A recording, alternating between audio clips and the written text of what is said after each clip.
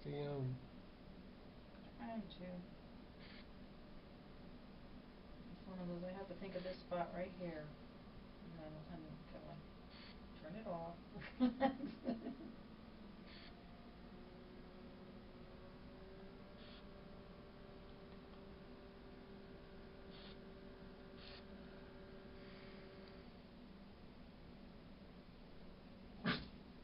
Gotcha.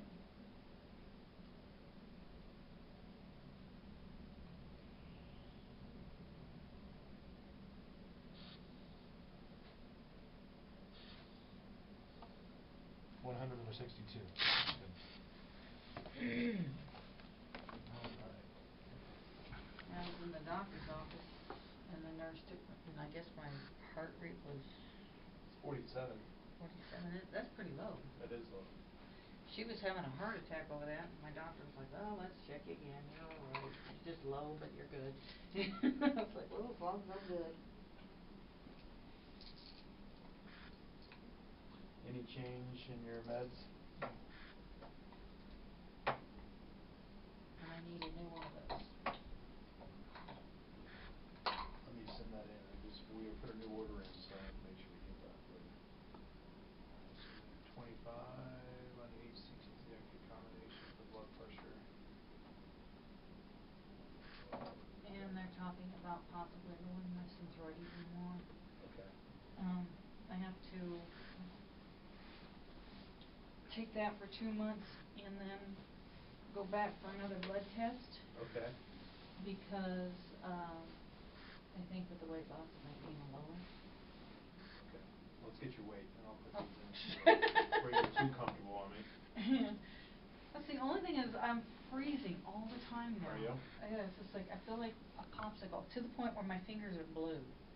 It's like the thermostat in the house, it gets about 70, and I notice my fingers are turning blue. And usually we keep the house set at 66. What was your thyroid at previously? It was 125. Okay. So 112. They think it might be 100 the next time.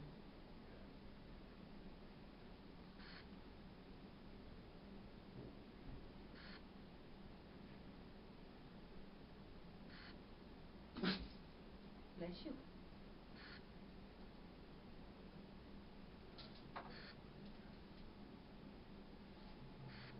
Okay. I already had you set it. Yeah, he lowered the dosage on. Okay. My blood pressure has been so low. Okay. So low. Well, that's good. All right. And of course, as we know, we can't just drop it. No. Okay, so let's get your weight. I hope your scale tells me better numbers. 236. 236. Let me see this real quick. Let's just go back there, Mom.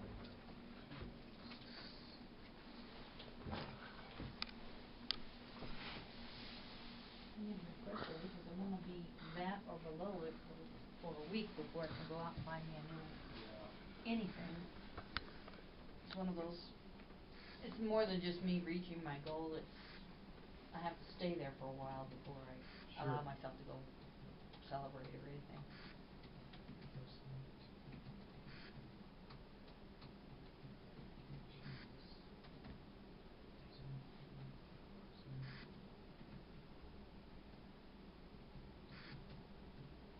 Breathing so heavy.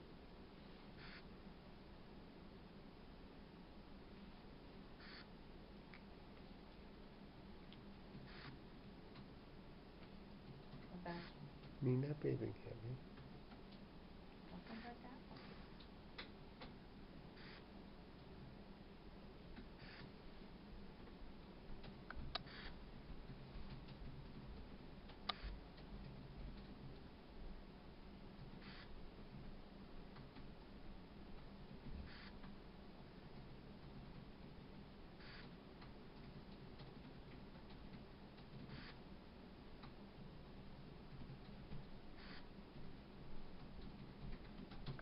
You indicate you've been cold. When did that start?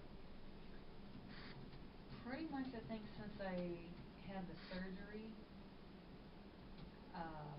more so. I know since we had the flood, I was cold, but a lot of that was I was constantly wet because of the flood. Okay. Right. But then after the surgery and that big loss, I've been really cold, and in the last couple of weeks, I've noticed that I feel not only feel cold. I look at my fingers and realize they're actually blue.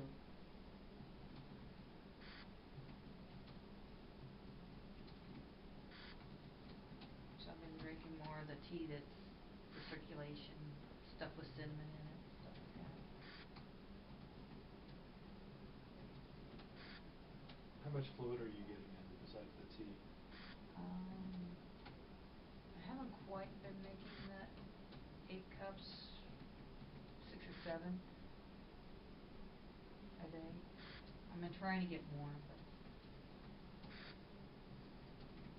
my appetite's just not. What about constipation? A little. It's been going back and forth.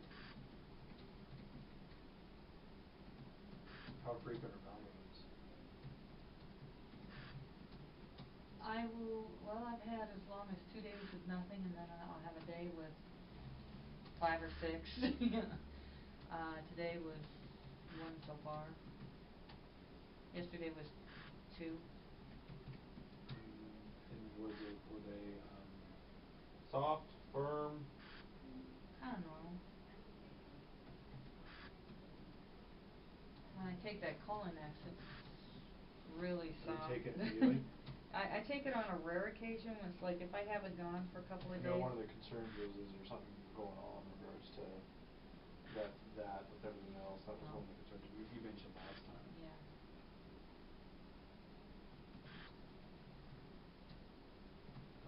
So it sounds like to me, you've got some dehydration going on. I mean, part of this has to do, your blood pressure, that can make you cold, obviously, right? If it's low, because it is, your heart rate's low, but so you have to kind of look at it from a hypothyroidism perspective, right? You have tumors, right? Typically causes an increase in your thyroid production, and that's why they're lowering the values, right? Because it's hyper, right? And so what can happen when you have a change in medication, now it can adjust down where you can become colder, right? Because that's one of the signs we notice with hypothyroidism. You can have low blood pressure, and you can have coldness, brittle nails, brittle hair, excessive fatigue. Those are all kind of the telltale signs and symptoms. The problem, though, too, is if you're not getting enough fluid, hydration, you can get cold, right? That's one of the things we know as well. Plus, with you being constipated, that tells me that you're probably not getting enough fluid as well. So, you're on medications for those kind of things for like hypothyroidism. So, that's probably not the leading culprit. It could contribute, but it's probably more of an issue with water, right? And that's probably one of the reasons why it's going to be difficult to lose weight, because you're not getting enough fluid, and your bowels are working irregular, right? So yes, you're having bowel movements, but the problem with it too is you've got impaction going on, right? So that it will hold weight, and therefore it looks like, am I losing weight? Am I not losing weight? Why is it getting harder to lose weight? You had a big drop after the surgery, mainly because you just weren't eating, and plus you have a very low salt diet, and then you kind of went back up because you were eating more normal things, right? Well, the problem with that too is not by eating more normal things, you have more accumulation, right? So that's probably what's taking place. So let me look at your diet real fast. That, and I brought my little record of my experiment of what I weigh when I go to bed and what I weigh when I get up. What are you seeing?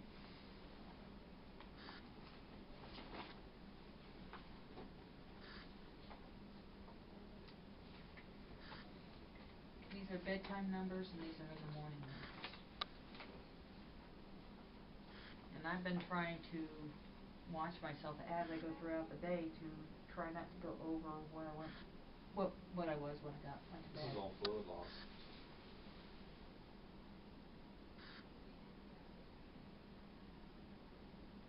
This is pretty normal from what we would see in regards to fluctuation in weight on a daily basis.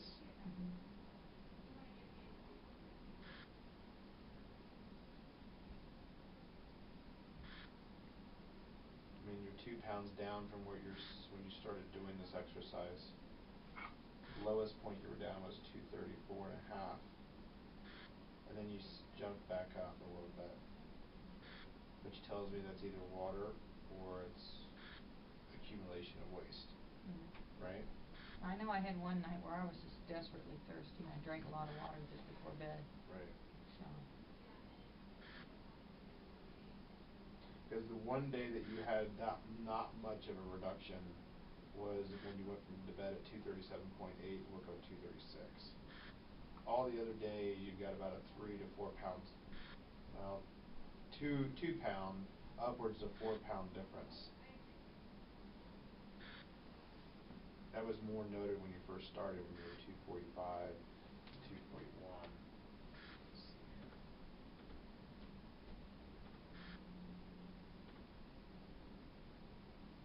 Because you're down 2 pounds from when I last saw you.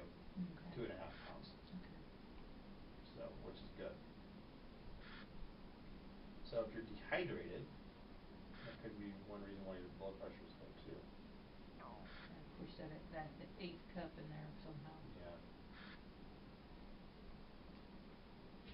Yeah, the concern with being dehydrated is it can strain your renal functions, right? Your albumin levels will go up, so if you don't have, it can lead to accumulation of waste. You don't have enough things to filter it out if there's not enough things going through the kidneys, right? So you really should push up that water from that perspective. Now, notice on your food log, it's kind of like, it's very intermittent.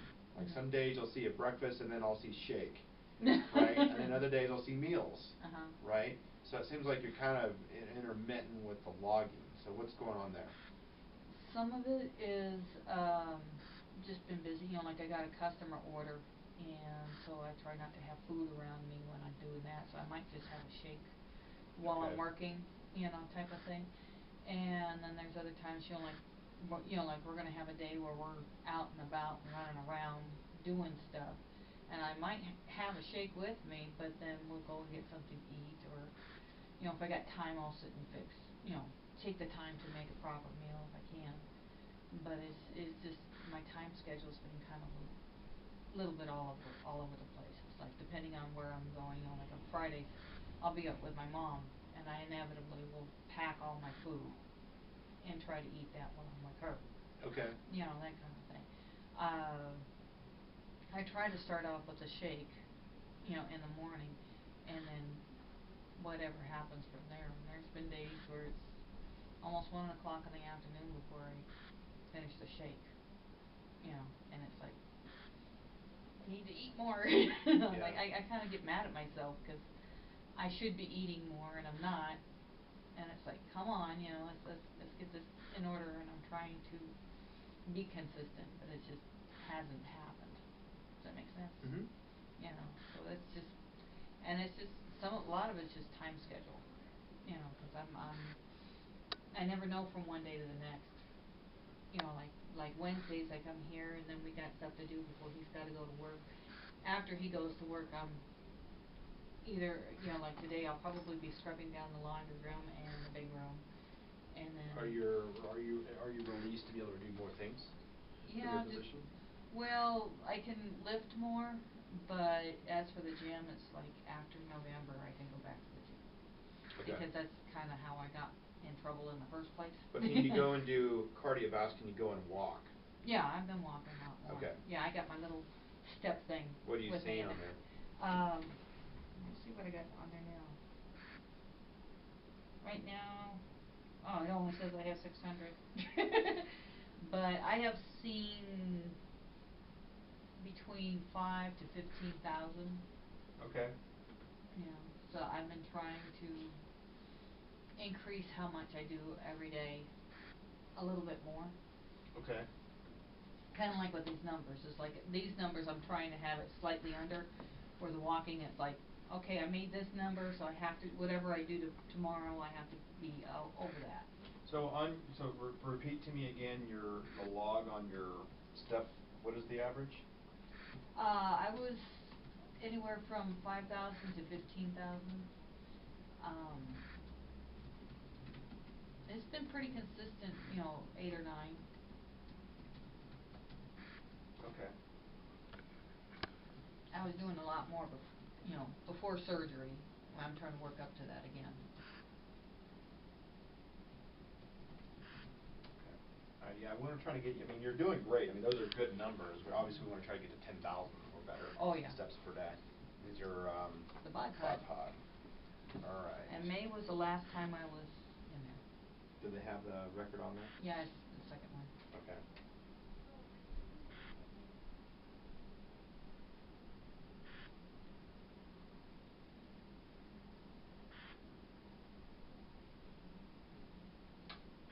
That's very good. Did they go over the results with you? No. None? They didn't go over that at She all? just, other than just, you dropped X amount of weight, and that's all she said. That's all that they did. That's all that they said. Yeah. That's unfortunate. Okay, so here I want to go over it with you. I think it's Okay. important. Maybe you can explain it to me. Yeah. Okay. Other measures here. Set that.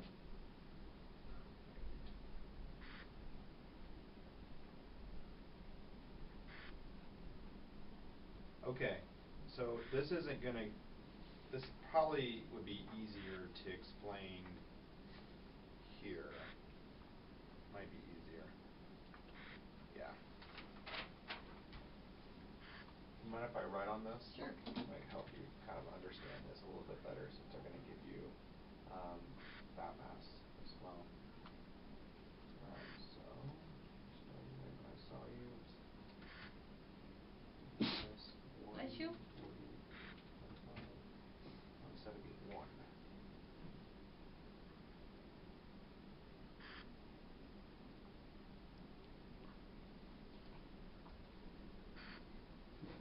I'm only going to do that for a few of these, okay?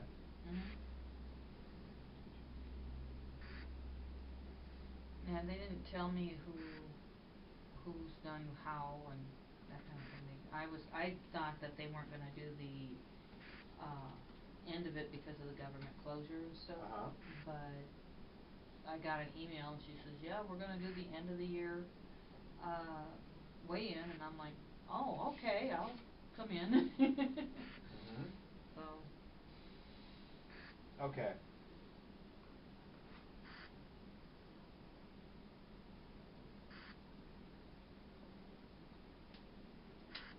Alright, so what you have to do is you have to look at two numbers. Okay. Okay?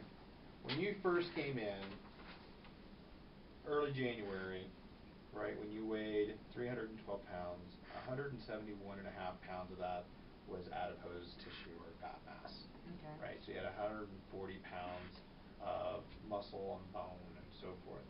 Okay? In May, right, 5 months later, your body weight was at 265, right? So you lost just shy of 50 pounds, right? Fat mass was 140.3, so you lost 31 pounds of adipose tissue, right? Which is to be expected.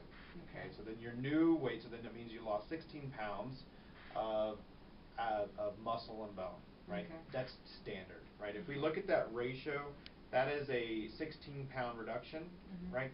That is close to about 25 to 30%. That's pretty standard, right? We say if we can keep you at 20%, that's doing exceptionally well, right? So now, from what we have to look at is from May, right, to now. Your fat mass now went from 140 to 114. Wow. Okay, so just about 30 pounds, right? So if we look at about 30, what is that, 36 pounds, right? Fat mass dropped from 124 to 121. So only 3 pounds. Oh, you mean the bone and muscle? Correct. Okay. Right? So if you look at the relative ratio of fat mass to bone muscle loss over the past 30 pounds, right, you're skewed more towards the fat weight, right, than it is the actual muscle weight, because your muscle weight, your fat-free mass, is 121. Okay. Then it was 124. Oh, so I only lost 3 pounds on that, so it's, that's a good thing. Okay. Right. So look at it from that perspective is now if we look at the cumulative effect, right, 171 now to 114, right, that's just shy of 60 pounds, right? And then you went from 141 or 140, so you lost 20, Mhm. right? So you do the math. So we're right there, 171 to 114. 171 minus 114. That's 57 Mhm. plus 19, because you're at Mm. 121, right? You start at one. So it's 76 pounds, right? If we look at it from that perspective. So 19 times 26, 25%. Wow. So for every 10 pounds, 7.5 pounds of it is fat, Mhm. 2.5 pounds of it's muscle bone. And we always shoot for 70 to 80%. Right? Okay.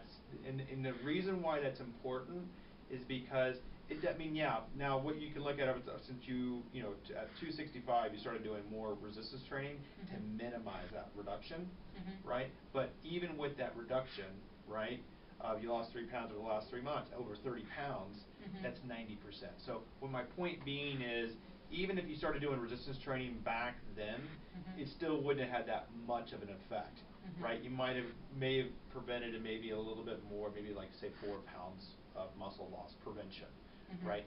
And you would have lost maybe about another 4 pounds of fat. But that's less than, well, if you look at it from that perspective, 4 of 75, I mean that's close to only about 5%, 6% change, Mhm. right? So from what we're trying to get you to do, right, is we want you to lose fat weight, not muscle and bone. Right. Right? So I think it's extremely, extremely important, right? And this is proof to show people, Mhm. right? And even exercise people, because that's been my background, right? Yeah, my Is son's into you weightlifting. can't do this kind of diet because you're going to lose all your muscle, Mm. right? And that's a fallacy. That's a complete myth, Mhm. right? How you preserve muscle is making sure that your protein intake is high, Mhm. right? So you don't lose as much muscle. Now, if you went to the standard RDA of only 15% of your calories was protein, yeah, you could have been a 60-40, right? Or it could have been a 55-45, right? Where you'd lose a lot more muscle, and then that's what causes your metabolism to go down, and then it becomes harder to lose the weight, Okay. right? So I think that's an important element to understanding this information is, of the 75 pounds, Mhm. right, that you've lost, right, the vast majority is adipose tissue. Yeah. 75% of it. Yeah. Right? That's a large amount of adipose tissue. I'm just glad it's going. Yeah, no, but I think that's an important Yeah. element, and you should never. And this is where I get upset with these kind of ratings. Yeah, because it just says you're at this rate or whatever. Well, look where you were. Risk. Yeah, it just says risk, and that's all it Right. says. So if you only looked at that information, you would think that I'm not getting it. I'm never going to get there. Yeah. Right? And that's where I have a problem with this. When you look at the grand scheme of things, you've lost 75 pounds. 75 is 24% of your Mhm. body weight. Yeah. That's about what you would get with lap band. Mhm. Right? That's about right. So I think that's the non-surgical approach that I think shows you that as long as you can calorically control, your values of what you're doing here, which we're doing, right? You're going to keep losing weight. It's all about calories in, calories out. Where it gets harder is at this point because you've been doing it a long time and there's a little bit of adaptation with your metabolism. Not much, because it still shows even from this value here, your resting metabolic rate is, your total expenditures 2,000. Right? Total, right? We add in a little bit of activity, you might get it up to about 2,200, right? Where it's important is staying rigid to 1,000 calories a day. That's what's going to get you to your 2 pound per week weight loss. Mhm. So what we can see though, right, is if you're only losing about 2.5 pounds, right, over the course of 2 weeks, there's a discrepancy of about 400 or 500 calories in Yeah. the diet. Right? And that's what you have, and that's the hard part, right? You've been doing this a long time. A lot of this is on autopilot. You kind of intuitively know what's healthy, what's not healthy. You're still keeping your calories low, but Mhm. it's not keeping it low enough to where you need to be to get to that 2 pound per week. Right. Does that make sense? Yeah. So I think, and part of that's going to be constipation, kind of help offset that as well. But I think that's the important nature of seeing where you're at metabolically, and seeing where you're at from a weight change perspective over time. Because if we know that, yes, a calorie, I'm saying this, a calorie is a calorie, right? Your body does process calories a little bit differently, but the reality is the basic laws of physics and thermodynamics do not change in regards to weight loss. Right? It's still about calories in, calories out, end all, be all. You can change the diets all that you want. It's still about calories. Right? And so to see changes in your body weight, and we know metabolically where you are, it tells me that you're a little off, right, in your caloric values, right? It happens. Yeah. You know, I know. Right? Part of self-monitoring, there's what we call selective recall, right, and selective bias, selective reporting. People will typically begin to only report things that they want to show, right, and not report things that people don't want to see, right? So it kind of skews that a little bit. So, and you know, some of the things too about selective recall is you will not purposely, but you may forget about some things that you're eating on a daily basis unless you're logging in real time. Right, but even then, like yesterday, we were out all day long, and I didn't even get to the computer until bedtime. Right. It's like, but then you're trying to recall. What did right? I have and anytime, today? Right, and anytime you try to have to pull from recall, the accuracy drops. Right. And that, but that's just the nature of the beast. I mean, that's Yeah. so you know, self-monitoring is an extremely valuable tool, but it's only as good as the information that you can recall, or the information that's given to you from food labels. And even though food labels have been notoriously shown to be a little bit inaccurate, you're never going to be an exact. Yeah. Right? So that's where it's important to really be rigid and be consistent with your diet, so that way when you're, you know, being complacent a little bit gets you to that point where you're overeating. Right? Even though that you're losing weight, you're still overeating. That's preventing you to get to that 4 pounds in 2 weeks versus 2.5 pounds in 2 weeks. Right. So, but it doesn't minimize the task that you're using to lose the weight. Right. Right? You're doing all the right things. And again, that's what I think is important to understand. You're following a low-calorie plan. You're getting your activity in, right? You're doing you're monitoring, right? We just have to make sure we kind of close that gap a little bit more to get you to that 4 pounds per week. Yeah, it's just like pushing my water up. I Yeah. guess part of my, especially in this last experiment that I've been doing, Yeah. it's like, okay, I weighed myself this morning, right? So as the day goes by and I'm eating, I'll try to make sure I don't go over the 241. But I'm not going to the bathroom. Right. So, yeah. So I don't want to eat because I don't want to go over the 241. And so it's like. But that's not a healthy behavior. Yeah. Right. That would be not a healthy behavior. Yeah. Right. Understanding that, okay, if I'm not going to the bathroom, why am I not going to the bathroom? And then now I need to resolve that issue. Yeah. Right.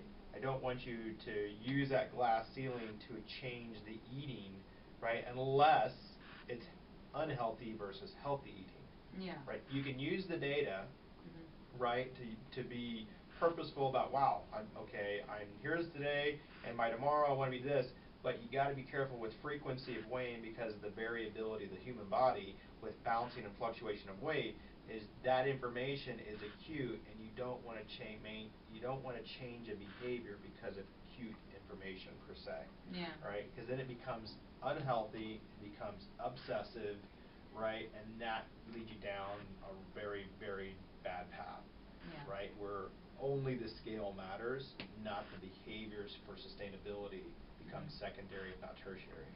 So be careful with doing that. I think it's good information to see that you're always going to be heavier later in the day. Yeah. It's just a given, because you're always going to be yeah, heavier, yeah. right? Even I am heavier later in the day.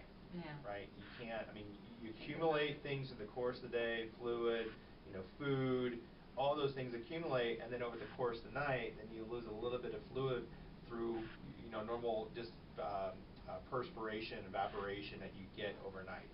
Right. That's just the natural thing. Yeah.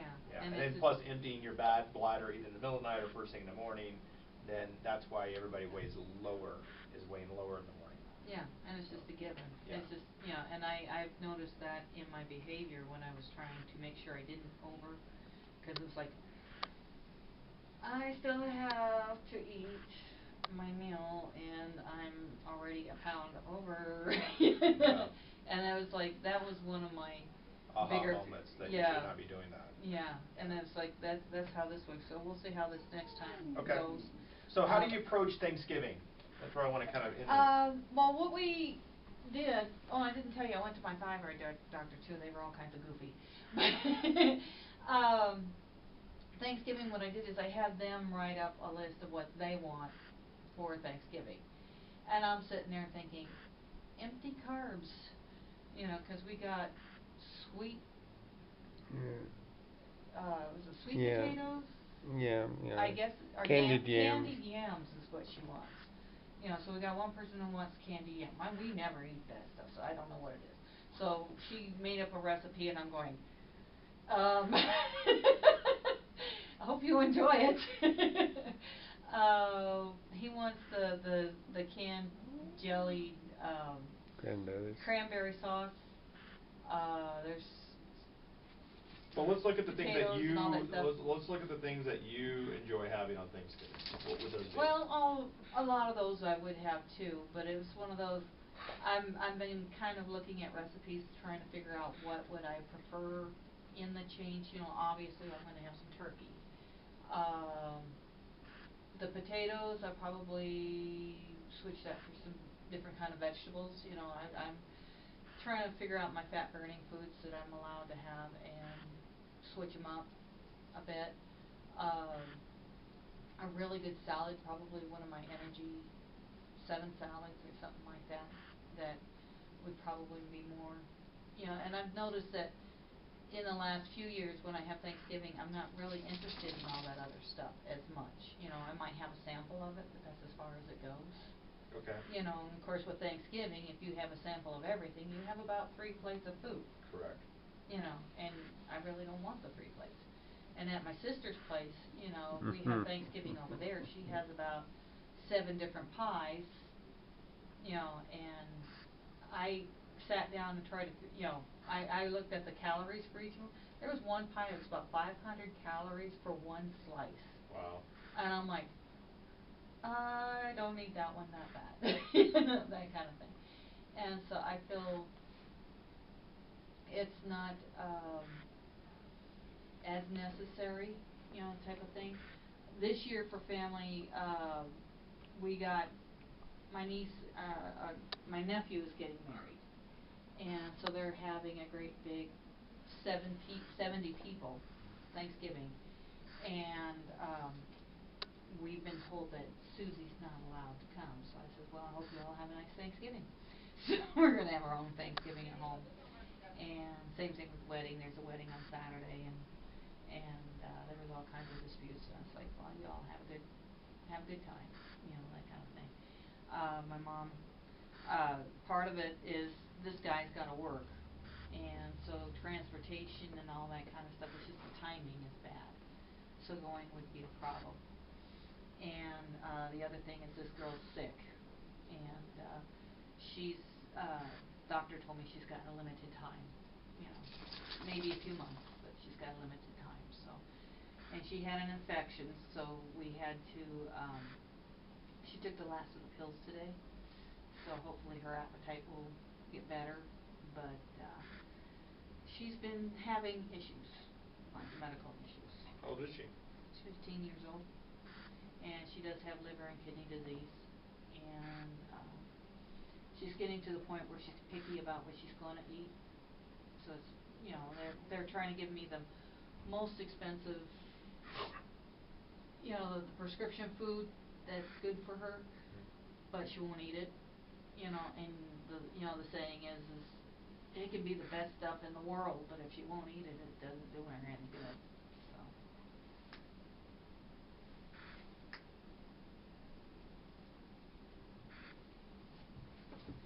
Thank you.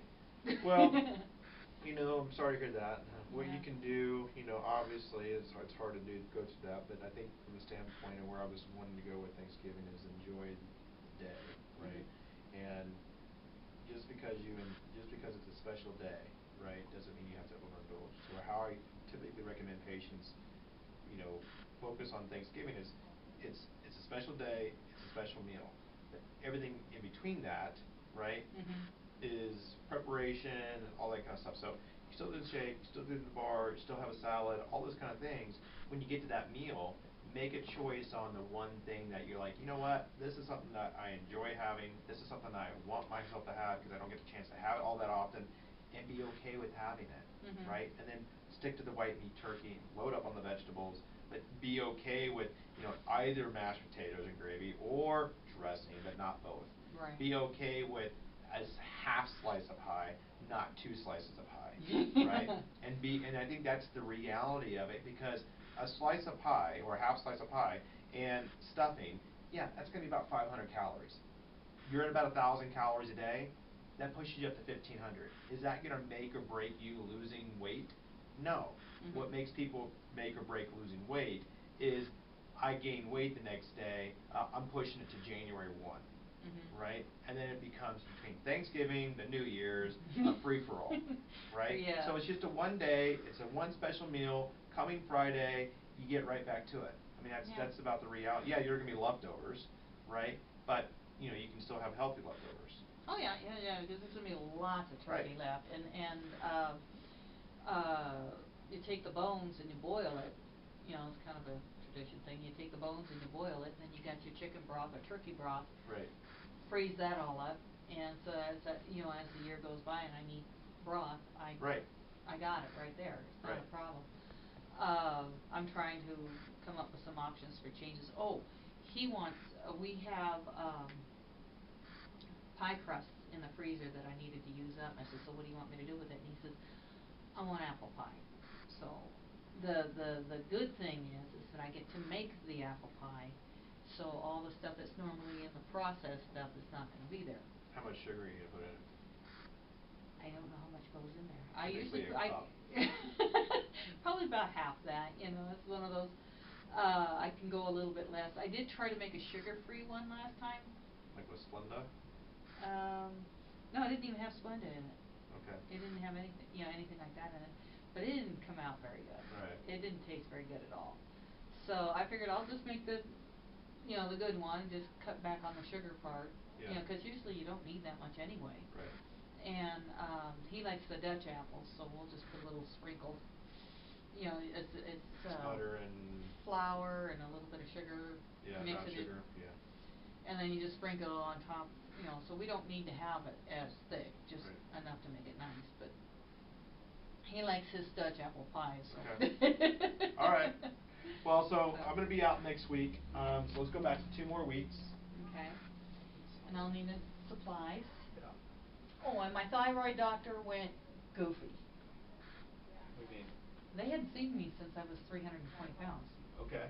And so, and this time they had a student doctor who came in to talk to me, and he got so tickled that he had to run out and get my doctor and bring her in to see me. And I had brought all of your food and, the food bars and the stuff, I brought it all in.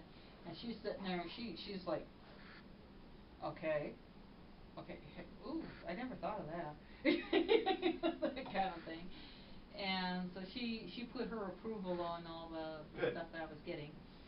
And evidently they got a program there that if you lose a bunch of weight like I did and keep it off, then they want you in the program to more or less follow what you're doing, see what you're doing that, to make it successful. Yeah. Not so much as they're changing anything, it's just they just want to see why am I successful at losing this. And I told the guy, stuff that you've been teaching me and the Biggest Loser that I did and the diet bed and, all these different programs that are out there, because I've done the research, I've been doing videos on them. I'm just kind of giving an opinion on it. And for some people it's great, for some people it's not so great. I'm not too big on the diet bed thing. I managed to make it, but then my weight came right back up. you know, and I wasn't too happy about that, and I felt like there was way too much pressure, you know, and even, you know, coming in here, I feel pressure, you know, it's like I gotta get this weight down, and he can tell you I'm fussing over the scale. It's like, damn it, I want my weight to go down, and right now I want to go clothes shopping, and I want my weight to be below 236 for a week before I can go shopping. So I'm getting frustrated because it's not doing that. You know, does that make sense? And so he, you know, just talking about all the stuff that I've been going through and what I've been doing, he said he actually learned a bunch, and he says the one answer that I refused to accept was, how about surgery? And he says, unfortunately, he's given that answer even though he doesn't agree with it. And it's one of those, you can, granted, I grant you there are some people maybe that's a better option, but when you know you're not eating that much and you're going to the gym on a regular basis and you're still not losing weight, there's a different thing that needs to be addressed, you know. And even he agreed that, you know, it may be this, and the fact that I came in here and saw you and had blood tests done and ultrasounds done and all kinds of other stuff done to see what exactly is the problem and address those issues, then I was having success. And those issues were never addressed. Right. You know, and that's where the difference was. So he was all kinds of tickled, and she was all kinds of tickled. So they were good. Real pleased, and they said that my Thyroid is, you know, the medication for that's going down, and all my other numbers are going down, so they're real happy with all the results that I have. So. Good. Yay! That's good. So what would you like? I know you needed bars and you needed a shake. What would you like? What we got? Chocolate and apple cinnamon bars, and I've got all 4 of the shakes. Raspberry? I don't have raspberry. Raspberries, I'm sorry. We have peach, strawberry, vanilla, and chocolate. Okay. You forgot that they discontinued the Raspberry. I keep forgetting that. Why don't we go peach and chocolate? All right. Now, what you can do is that'll get you through because you're doing one scoop, right? That should get you through for a month. You're doing one scoop. Okay, yeah, because I haven't been doing that much this last time. Yeah, okay. You can also mix some sugar-free pudding into the drinks that gives some different flavors as well. Okay. So if there's like a raspberry pudding, then you can mix it with chocolate. Okay, and I'll take the